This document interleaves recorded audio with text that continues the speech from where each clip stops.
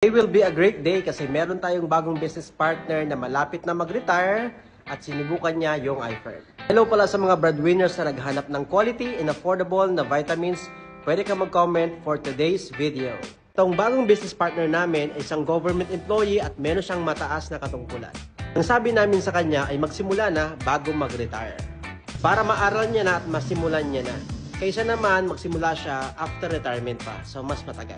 Hindi lang naman pagkita yung importante dito, yun ang sinabi namin sa kanya. Kasi after retirement, at least meron siyang pwedeng pagkaabalahan at pwede siyang mag-enjoy.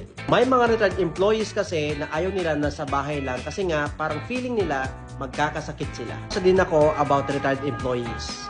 Karamihan daw nakaasa lang sila sa pension which is hindi enough to cover yung medical expenses at pati po yung other living expenses. Number 2, nagkakaroon din sila ng health issues tulad ng hypertension, arthritis, diabetes, at kung ano-ano pa. Ikaw, kung malapit ka na rin mag-retire, why not subukan mo yung iFern? Kung interesado ka, pwede tayo mag-set ng appointment. So yun lang, thank you, bye!